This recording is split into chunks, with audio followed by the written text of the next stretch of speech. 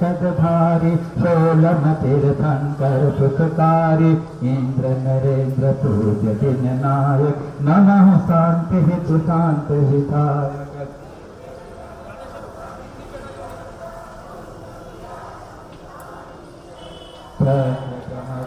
मंगल भारी ये तुम शांति। जैन आगम में सही है।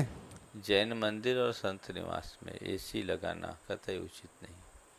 ये साधना के केंद्र है, इसे सुविधा का साधन नहीं बनाना चाहिए। यहाँ तो सहन करना चाहिए। ये खुल्लम खुल्ला जैन धर्म की मूल भावनाओं का अनादर है, उसकी उपेक्षा है। ऐसा नहीं होना चाहिए। भगवान के सामने जाकर के भी आप परिचय न सहो तो क्या पाओगे? भगवान की वाणी को आप इतना भी बर्दाश्त करने में समर्थ नहीं हो तो आप अपने जीवन में क्या पाओगे? कुछ लोग तर्क देते कि मंदिर में एसी लगता है तो अच्छे से भक्ति होती है। वो भक्ति किसकी है? तन की कि प्रभु की? अरे भगवान की भक्ति में ऐसे लीन हो जाओ कि तुम्हें तुम्हारे कष्ट ही न लगे। कोई ज़रूरी नहीं कि घर जैसी सारी सुविधाएं आप मंदिर में भी आए। एसी के प्रयोग में निश्चित तौर पर हिंसा होती है और अहिंसा के अधिष्ठान में हिंसा का कार्य करना कतई उचित नहीं है, इसलिए ऐसा नहीं होना चाहिए। हाँ, संत निवास या मंदिर का निर्माण आप ऐसे शिल्प के अनुरूप करें, प्राचीन विधि से करें जो अपने आप नेचुरली वातानुकूलित हो जाए, उसमें कोई दोष नहीं। मोटी दीवारें दें, इस तरह का ट्रीटमेंट दें। पुराने मकान ऐसे होते थे जहाँ 20 इंच 25 इंच की दीवारें होती थी, छतों के ऊपर उल्टे मटके रख दिए जाते थे और उसके ऊपर उसका फर्श बना दिया जाता था ताकि छत ठीक हो जाए और उसका लोड भी छत पर न बढ़े। बाहर से 5 से 8 डिग्री सेल्सियस टेम्परेचर को मेंटेन करने की तकनीक थी। अब आजकल सब आरसीसी की बिल्डिंग बनाते हैं और 5-7 इंची 9 इंची की दीवारें उठाते हैं तो मकान उबलते हैं, न सर्दी के अनुकूल होते हैं न गर्मी के अनुकूल होते हैं, सो व्याकुल होना पड़ता है। ऐसा नहीं करें। आप पुराने तीर्थ क्षेत्रों में जाकर देखें, वहाँ पपोरा जी में आचार्य महाराज का 1986 में चातुर्मास हुआ। वहाँ का मंदिर इतना अच्छा और फर्श इतने चूना के फर्श। आचार्य महाराज पूरे चातुर्मास पाटे का भी प्रयोग नहीं किए, बिना पाटे के शयन किए। बस लोगों के टाइम में बैठने में पाटा का प्रयोग कर लेते थे। पूरे चातुर्मास जमीन पर सोए, चटाई तो लेते ही नहीं। वहाँ का फर्श ऐसा। अब मार्बल लगा दो तो बिना कुछ के बैठ ही नहीं सकते। तो मंदिर को अच्छा से अच्छा बनाओ, पुरानी तकनीक से बनाओ। साधु संतों के और व्रतियों के रहने के स्थान में आज परिसर सहने की सामर्थ्य नहीं है तो आप अनुकूलताएं दो, लेकिन सिद्धांतों की रक्षा करते हुए। साधु के व्रतों को दूषित करना महान पाप है। साधु के व्रतों के पूर्ण में पालन में सहायक बनना ही पुण्य है। यदि साधु भक्ति के नाम पर आप ऐसे कार्य करते हैं जो साधु के व्रतों को दूषित करते हैं तो समझ लेना ये पुण्य नहीं पाप करते हैं। एक व्यक्ति ने मुझसे कहा कि महाराज, यदि किसी साधु से सहा नहीं जाता और उसकी सुविधा के लिए हम यदि उनके लिए, सर्दी बहुत थी, हम यदि उनके लिए क्या बोलते हैं आप लोग उसको, ब्लोअर चला दें तो क्या दोष है? मैंने उससे सवाल किया, ये बताओ मंदिर में विराजमान भगवान पर तुम कपड़ा ओढ़ा दो तो क्या होगा? बोले महाराज कपड़ा कैसे उड़ाएंगे, वो तो बहुत दोष होगा। भगवान पर कपड़ा कैसे उड़ाया जाता है? हम बोले ध्यान रखना, जैसे भगवान पर कपड़ा ओढ़ाना दोष है, वैसी साधु की चर्या को बिगाड़ना भी एक महादोष है। तुम ब्लोअर लगा करके उनके अहिंसा महाव्रत को खंडित कर रहे हो, तुम पाप कर रहे हो, एक दिगंबरत्व की मूर्ति को खंडित कर रहे हो और तुम्हें वही पाप लगेगा जो भगवान की मूर्ति को खंडित करने में लगता है। अपरिग्रह की मूर्ति को परिग्रही बनाना पाप है। इसी तरह साधना की मूर्ति की साधना को खंडित करना भी बड़ा पाप है। श्रावकों को इस विषय में बहुत जागरूक होना चाहिए और समाज में पनप रहे इस खुल्लम खुल्ला शिथिलाचार का समर्थन नहीं देना चाहिए। ये जिन मत के विरुद्ध है। भगवान ने ये कहा है कि तुमसे सहन नहीं होता, तुम सूरज की तरफ मुख करके नहीं बैठ सकते, कोई बात नहीं। तुम गर्मी बर्दाश्त नहीं कर सकते, कोई बात नहीं, नहीं सहा जाता। किसी बहुमंजिले इमारत के भूतल पर आ जाओ, किसी ठंडी जगह में रह लो, वो तो चलेगा, लेकिन तुमसे सहा न जाए तो भोगियों की तरह एसी, कूलर और हीटर आदि का प्रयोग कर लो, तो ये साधु बनने के लायक नहीं। जब तुमसे सहा ही नहीं जाता तो साधु क्यों बने? साधु तो वो है जो सहन करे और साधना करे। जो इन सब से घबराए, भगवान की दृष्टि में वो साधु साधु नहीं। श्रीमती सपना पाटोदी लखनऊ और छाया पाटोदी लखनऊ। नमोस्तु गुरुवर। गुरुवर, व्यक्तिगत रूप से कोई व्यक्ति 150 आदमी को यात्रा करवाता है और उस समय उसकी बस के आगे आके कोई गाय बिल्ली मर जाती है, तो इसमें दोष ड्राइवर को लगेगा या यात्रियों को बैठे हुए को लगेगा या जो यात्रा करा रहे हैं उनको लगेगा? देखिए, कभी भी वाहन चलाएं, सावधानी पूर्वक वाहन चलाना चाहिए, और वाहन के साथ इस तरह की दुर्घटनाएं की संभावनाएं होती है। मेरी दृष्टि में इसका सबसे पहला दोष का भागी वो है जिसने उस कार्यक्रम को आयोजित किया, जिसके निर्देश पर वो गाड़ी चल रही, और चूंकि ये आपने जानबूझकर नहीं किया, फिर भी आपके द्वारा अगर किसी जीव की हत्या या हिंसा हुई है तो मन में एक संवेदना और ग्लानि का भाव होना चाहिए कि हमसे कितना बड़ा पाप हो गया, और उस पाप का प्रायश्चित हर उस व्यक्ति को करना चाहिए जो उस यात्रा में शामिल है, क्योंकि किसी न किसी रूप में दोष के भागी तो सब हैं, और मन को प्रायश्चित करके हल्का करना चाहिए ताकि हम उस पाप से बच सकें। आइए छाया पाटोदी लखनऊ, और उसके बाद तैयार रहेंगे श्री अशोक जी बाटलीवाल रायबरेली। नमोस्तु गुरुवर। गुरुवर, जब आहारचर्या होती है और महिलाएं आहार देती हैं और उन्हीं उन्हीं उसी वस्त्र को कोई दूसरी महिला आहार देने के लिए आती है, तो क्या वो उचित है? सर्वथा अनुचित है। देह परस्ते होय अपावन, निस दिन मल जारी। एक बार आपके शरीर का संपर्क हो गया तो वस्त्र अपवित्र हो गया। शुद्ध होने के बाद भी दूसरे उसे न पहने, और आज आपने पहना है तो कल आप उसको न पहने। धोए बिना उपयोग करने लायक नहीं। आगे श्री अशोक जी बाटलीवाल, और उसके बाद तैयार रहेंगे पंडित राहुल शास्त्री मणदेवरा, विपिन जी मधुबन और सागर जैन डाल्टनगंज। नमस्ते महाराज जी। उधर महाराज जी, मैं इसी रोग से थोड़ा पीड़ित हूँ। क्षणिक आवेग, क्रोध या एंजाइटी को कैसे काबू किया जाए? बहुत अच्छी बात। खड़े रहे आप।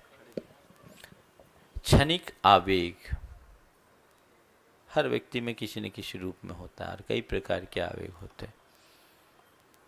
मैं कहता हूँ आवेग को विवेक से शांत किया जा सकता है, लेकिन कब? जिस समय आवेग हो उस समय नहीं, जब शांत बैठे हों तब। मनोविज्ञान में एक बहुत अच्छी पद्धति विकसित हुई है ऑटो सजेशन की। वो कहते हैं, जैन दर्शन में भी इसकी बहुत पुरानी परंपरा है, जिसे भावनाओं का नाम दिया गया है। भावनाओं के बल पर ये परिवर्तन होता है। वो कहते हैं कि मनुष्य के सबकॉन्शियस में हम जैसी बातें फीड कर देते हैं, वही हमारे कॉन्शियस माइंड में आकर के प्रकट होती है।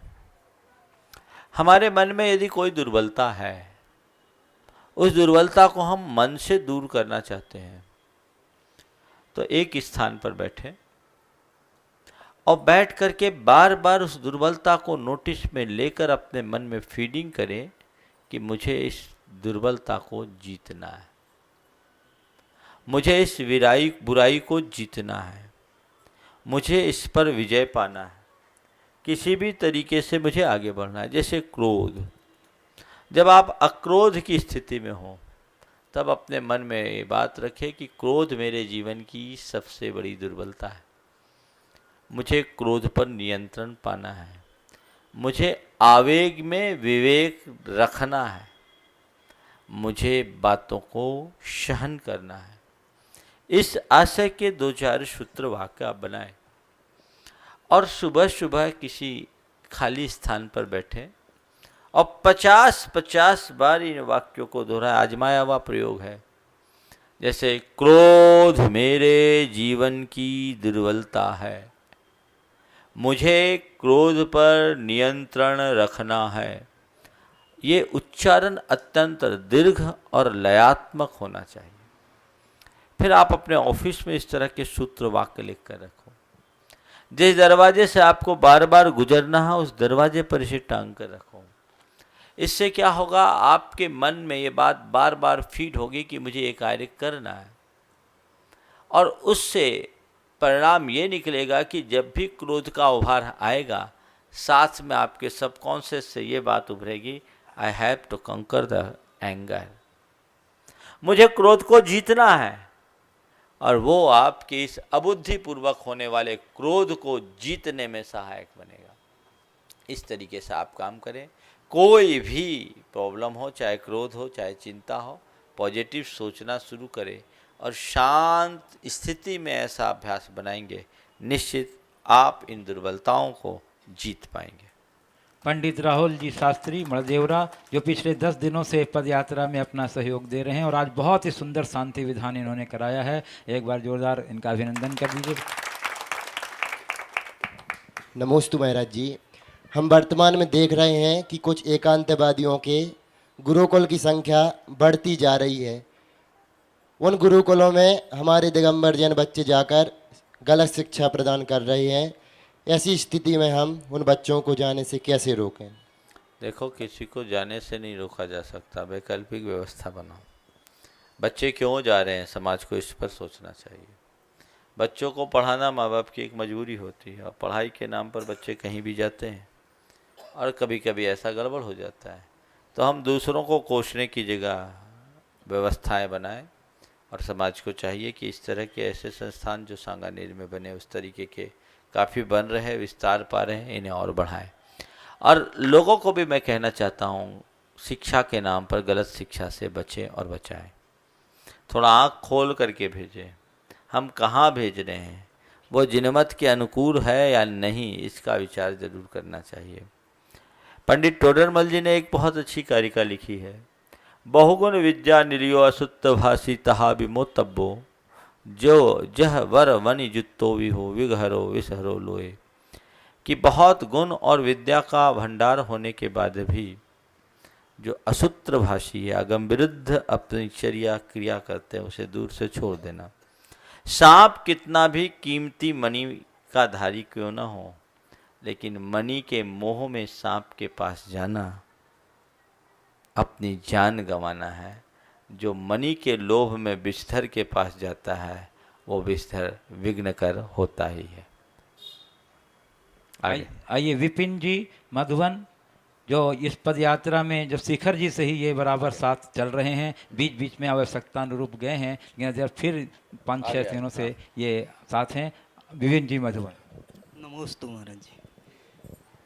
नमोस्तु महाराज जी। हाँ बोलो। ये जो सोने का वर्क है महाराज जी, जो मंदिरों में जो लगता है, वो इतनी अशुद्धि से बनता है, गाय के उससे बनता है पीट के, फिर भी लोग बाग लगाते हैं मंदिरों में, तो कहाँ तक उचित है? देखिए, इस पर काफ़ी विचार विमर्श हुआ। सोने की धातु को शुद्ध धातु माना जाता है, और ऐसा कहते हैं कि अशुद्धि भी सोने से दूर होती है।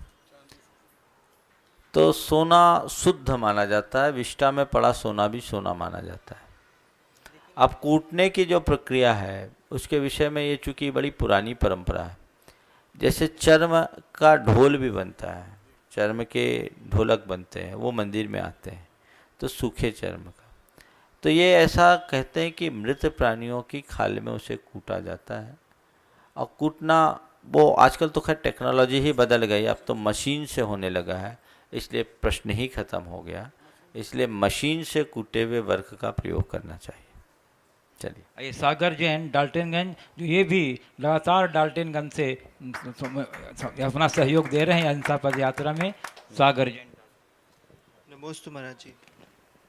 महाराज जी, मंदिर के शिखर पर कलश और ध्वजा क्यों चढ़ाई जाती है, और ध्वजा धातु या कपड़े की होनी चाहिए?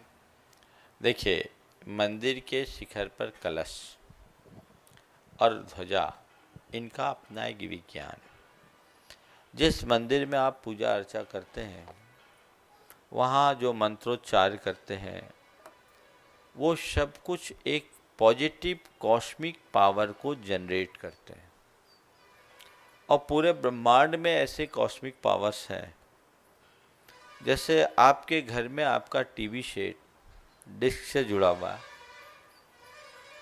वो डिस्क क्या करती है, वेव्स को पकड़ती है और वो आपके टीवी सेट तक जोड़ती है।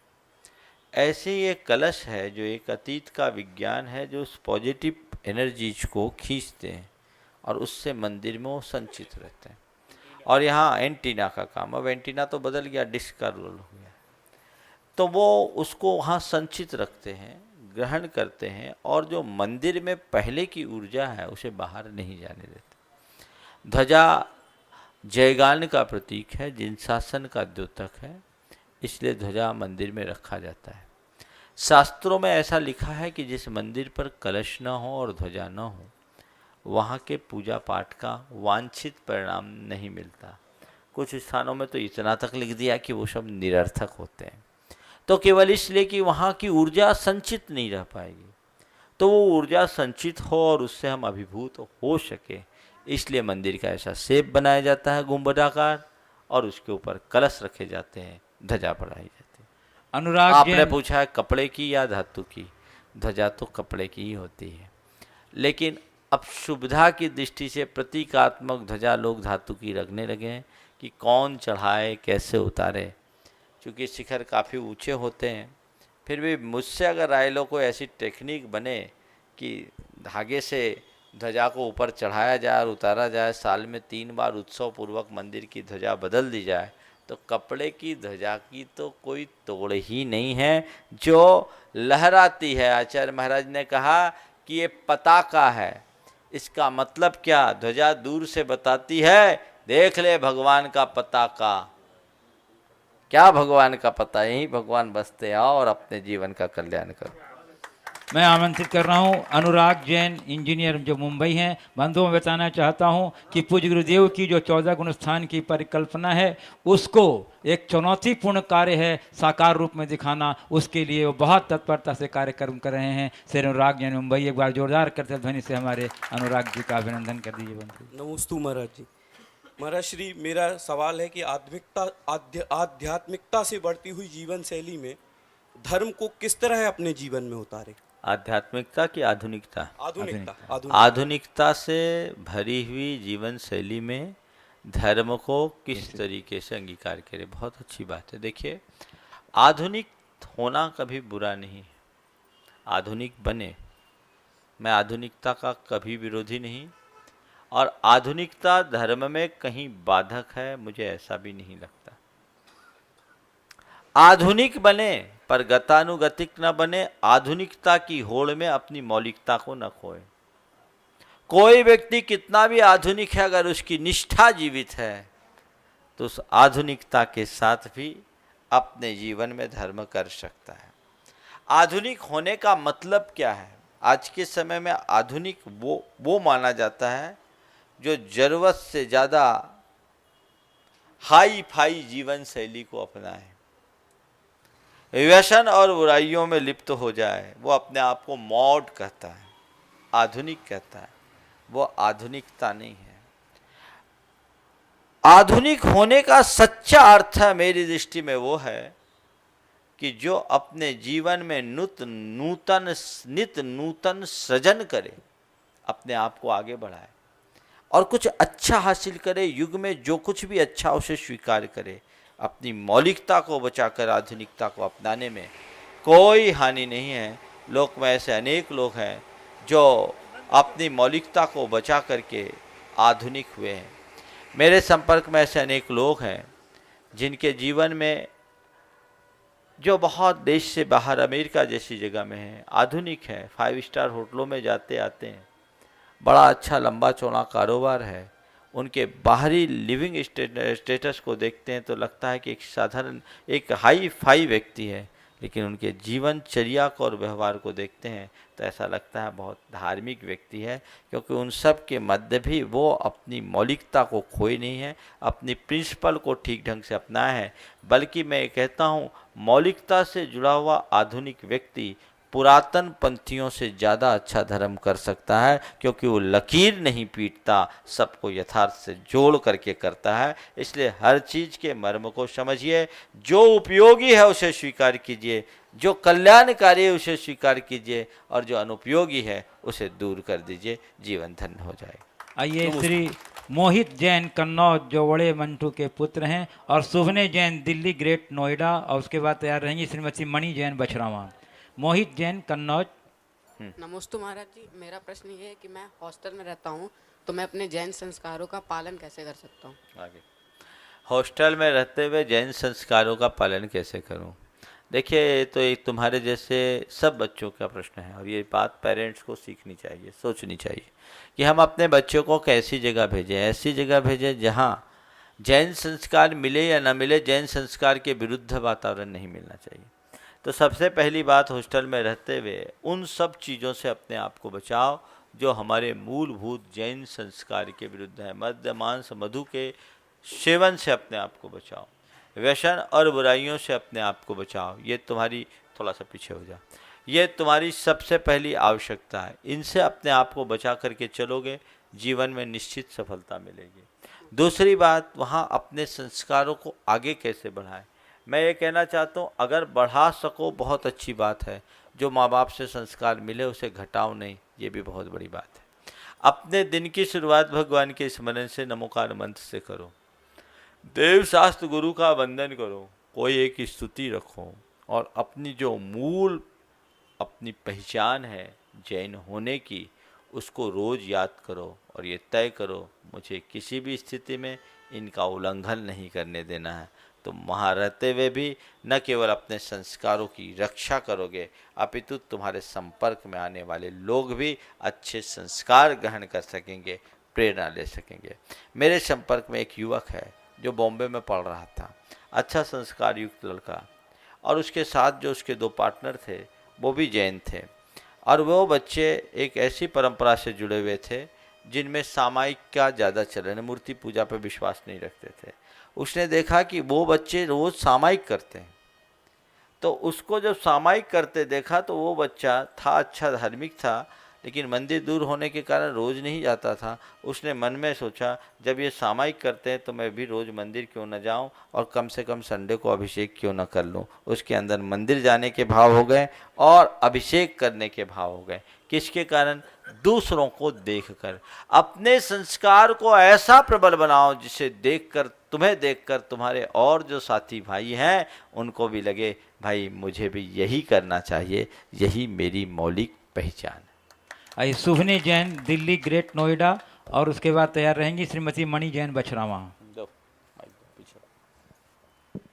नमस्ते महाराज जी, मैं राष्ट्रीय फैशन टेक्नोलॉजी संस्थान का छात्र हूँ। महाराज श्री, मुझको ये पूछना है, जैसे हमारे फैशन डिज़ाइनिंग में पाश्चात्य संस्कृति का बहुत ज़्यादा प्रभाव रहता है, तो उसमें मैं अपनी भारतीय संस्कृति को कैसा मतलब आगे बढ़ाऊँ और उसमें अपनी भारतीय संस्कृति, जैन संस्कृति को आगे ले जा सकूँ? देखो, फैशन डिजाइनिंग में जो भी करो, कुछ ऐसी डिज़ाइन को तैयार करने की कोशिश करो जिसका लुक इतना अच्छा लगे, जो वेस्टर्न से भी अच्छा हो, उसकी तरफ ध्यान दिया जा सकता है।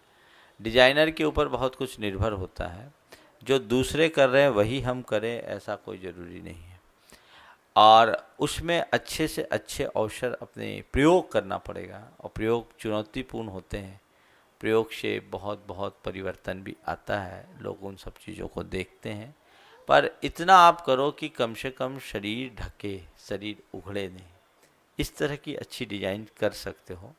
चुनौती है, युग के अनुकूल, युग के सामने एक बड़ी समस्या है, लेकिन ये व्यक्ति अपनी प्रतिभा के बल पर चाहे तो सब कुछ कर सकता है। एक प्रश्न आया था एक बार, बीच में पिक्चर्स बड़े अश्लील, हिंसा, मार धाड़ से जुड़े पिक्चर्स चलते थे। तो एक दिन एक व्यक्ति बैठे बैठे बोल रहे थे कि महाराज, आजकल की पिक्चर्स ऐसे हैं कि परिवार के साथ देखने ही लायक नहीं है। तो एक दूसरे व्यक्ति ने तर्क दिया कि क्या करें, सब लोग वही चाहते हैं इसलिए प्रोड्यूसर वैसा ही बनाते हैं, सब लोग वही चाहते हैं इसलिए प्रोड्यूसर वही बनाते हैं। तब मेरे पास एक प्रोफेसर बैठे हुए थे, बहुत पुरानी बात है, 10-15 साल पुरानी बात। उन्होंने कहा, महाराज जी हम साथ साथ हैं, इस पिक्चर ने बता दिया कि लोग क्या चाहते हैं। किसने बनाया था? राजसी प्रोडक्शन वाले सूरज बड़जात्या ने बनाया। वो हमने पूछा ये क्या मामला है? बोले महाराज जी उस समय पिक्चर रिलीज ही हुई थी। बोले महाराज जी वर्षों बाद एक ऐसी पिक्चर बनी जो पूरे परिवार के साथ देखी जा सकती है और सुपर हिट है। समझ गए? तो धारा से अलग हट करके भी कुछ ऐसा किया जा सकता है जो सबको अपने आप में अवगाहित करने के लिए उत्प्रेरित कर दे, लालायित कर दे, उत्कंठित कर दे। तुम भी कुछ ऐसा करो जो सबके बीच रहते हुए भी सबसे अलग दिखे और तुम्हें एक मौलिक पहचान दे। श्रीमती मणि जैन बछरावा और उसके बाद तैयार रहेंगी अनंतमती बाई जी लखनऊ। महाराज, क्या हम पैकेट का दूध इस्तेमाल कर सकते हैं व्रत त्योहारों में? व्रती लोगों के लिए पैकेट का दूध नहीं पीना चाहिए। वो शुद्ध हो सकता है, प्राशुक नहीं। चलिए, नहीं ले सकते। नहीं। अनंतमती बाई जी लखनऊ। नमस्ते महाराज जी, मेरा प्रश्न ये है, श्रावकों को समयचार स्वाध्याय करना उचित है या नहीं? श्रावक समयसार पढ़े, हाँ। पर उनसे पढ़े जिनने समयसार को पहचाना है। गुरुओं के मुख से समयसार पढ़ोगे तो भटकोगे नहीं, और ऐसे लोगों के साथ पढ़ोगे जिनने अपने जीवन में कुछ नहीं पाया तो समय सार पढ़ोगे और समय के अनुरूप सार निकालोगे, समय का सार नहीं पा पाओगे। नमस्ते। डॉक्टर JK गुप्ता रायबरेली और उसके बाद तैयार रहेंगे श्री रविंद्र कुमार जैन बछरावा। पूज्य गुरुदेव नमोस्तु। मेरे परिवार में दिनांक 23 अप्रैल को आयोजित प्रीत भोज में एक दुर्घटना घट गई जिसमें मेरे दामाद समेत 5 लोगों की मृत्यु हो गई। तब से मैं मानसिक रूप से बहुत व्यथित हूँ। मैं सुबह शाम दोनों टाइम जैन मंदिर आता जाता हूँ। मैं कैसे मन को संतुलित करूँ, हमें बताएं। आगे कोई दुरह योग तो नहीं? ऐसा आपका आशय समझ गया। देखो, जो घटना घट गई उसे लौटाया नहीं जा सकता, और आपके साथ ये घटना घटी है, निश्चित आपके ऊपर एक बहुत बड़ा आघात है। और ऐसे आघात के समय में हम आपको केवल आशीर्वाद का संबल दे सकते हैं। आप जैसे ऐसे अनेक लोग हैं जिनके जीवन में इस तरह की घटनाएं घटती। संसार की सारी घटनाएं, दुर्घटनाएं संयोगों के ऊपर निर्भर करती। आप ये मान करके चले कि ये ऐसा ही संयोग था, ऐसा ही होना था, सो हो गया, और जो होना था सो हो गया। उस पर हमारा अपना कोई पुरुषार्थ काम नहीं करता, उस पर हमारा अपना जोर नहीं चलता। तो अब आप उसको, एक ही उपाय है, स्वीकारो, विधि का विधान मान करके स्वीकारो।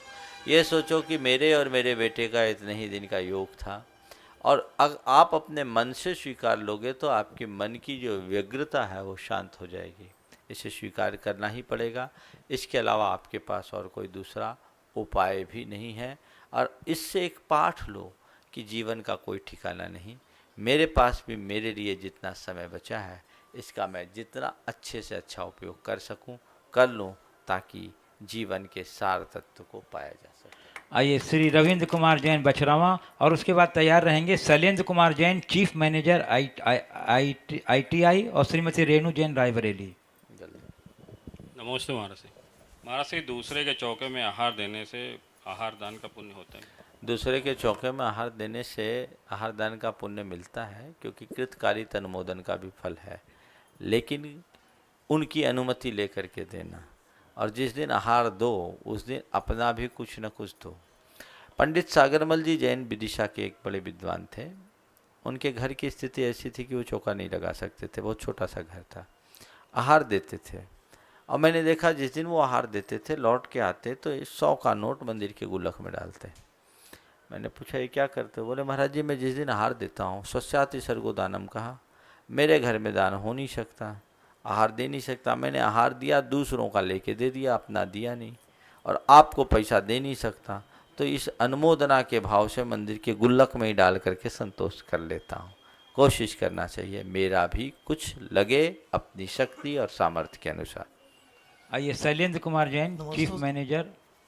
नमस्ते गुरुवर, मेरा प्रश्न है, भूकंप के समय विश्व की शांति और दुख सहन करने की शक्ति के लिए हमें क्या करना चाहिए?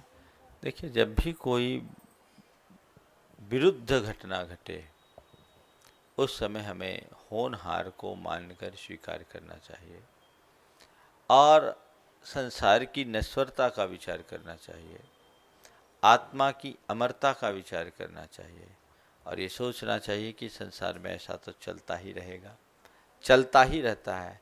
ऐसे स्थिति में भी आत्मा तो सबकी अमर है, उसे मैं संभालूं और जितने भी लोग ऐसी घटना दुर्घटना के शिकार हुए हैं उनकी आत्मा को शांति मिले और उनके परिवार को इस दुर्घटना को सहने की शक्ति मिले, ऐसी भगवान से प्रार्थना करें। और साथ में ये भी भाव जोड़े हैं, भगवान लोक में सर्वत्र शांति हो ताकि इस प्रकार की घटनाओं की पुनरावृत्ति न हो। यही हमारे हाथ में है, इसके अलावा और कुछ नहीं। गुरुवर, क्या हम महामंत्र नमोकार मंत्र का पाठ बहुत सुंदर नमोकार मंत्र का पाठ, पूजा प्रार्थना जाप कुछ भी कर सकते हैं। श्रीमती रेणु जैन रायबरेली और उसके बाद तैयार रहेंगे श्रीमती मनोज जैन ललितपुर। नमस्ते महाराज जी, मेरा प्रश्न है क्या जैन धर्म के अनुसार चमत्कार होते हैं? जैन धर्म के अनुसार चमत्कार की बात आप करते हो तो जैन धर्म बाहर के चमत्कार पर विश्वास नहीं करता, चैतन्य चमत्कार पर विश्वास करता है। जीवन का रूपांतरण ही जीवन का सबसे बड़ा चमत्कार है। आप पूछते चमत्कार होते हैं, मैंने चमत्कार होते ही नहीं, चमत्कार को घटित होते हुए महसूस किया। आप पूछोगे क्या चमत्कार है, मैं मुनि बन गया और आज मुनित्व का निर्वाह कर रहा हूँ, यही मेरे जीवन का सर्वश्रेष्ठ चमत्कार है। श्रीमती मनोज जैन ललितपुर, उसके बाद तैयार रहेंगे स्वाति जैन रायबरेली और शुभ्रा जैन। जल्दी बस लास्ट। हाँ, नमस्ते गुरुदेव। नमस्ते मेरे महाराज जी, मेरे पतिदेव को किसी साधु संत से मिलते हैं तो बहुत ज़्यादा भावुक हो जाते हैं, इसका क्या मैं अर्थ निकालूं? तुम्हारे पतिदेव भावुक होते हैं, थोड़ी कसर रह जाती, ज़्यादा भावुक हो जाए तो पूरे से निकल जाएंगे। ठीक है, किसी किसी का मन होता है भावुक, मुझे लगता है भावुक होते हैं, बाद में तुम्हारा आकर्षण उनको पीछे खींच लेता है, इसलिए मामला गड़बड़ हो जाता है। चलिए, भावनाएं होनी चाहिए, भावुकता में ही भक्ति होती है, लेकिन ऐसी भावुकता नहीं जिसमें व्यक्ति विह्वल हो जाए। आगे स्वाति जैन रायबरेली और शुभ्रा जैन। जल्दी जल्दी जल्दी।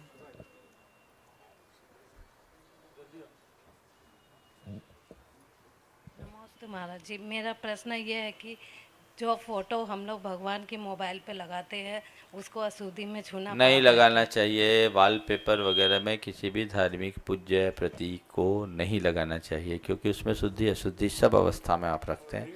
रिंग टोन में लगाइए पर पूरा सुन करके उसको कीजिए, मैं इस बारे में कई बार बोल चुका। आप अपने मोबाइल में रखिए, जब देखना हो देखिए, वापस उसको डिलीट नहीं करिए, उसके डाटा में पहुंचा दीजिए तो बहुत अच्छा होगा। इस प्रकार आज के शंका समाधान के कार्यक्रम को परम पूज्य गुरुदेव के चरणों में नमन अर्पित करते हुए अपना सबको आशीर्वाद देते हुए, आज रायबरेली वालों का बड़ा सौभाग्य है ये, रुको बेटे, हाँ खड़े हो जाओ वहीं। रायबरेली वालों का बड़ा सौभाग्य है कि ये लाभ लिया है, और जिन लोगों को आज मौका नहीं मिला, मैं कहूँगा कि कल केवल उन लोगों को मौका दें। ये आपके सौभाग्य से कल का दिन अभी आपके पास है। बहुत अच्छा लगा आपके यहाँ मंदिर के दर्शन करके, मन गदगद हो गया। छोटी सी समाज ने इतना सुंदर मंदिर का निर्माण कराया।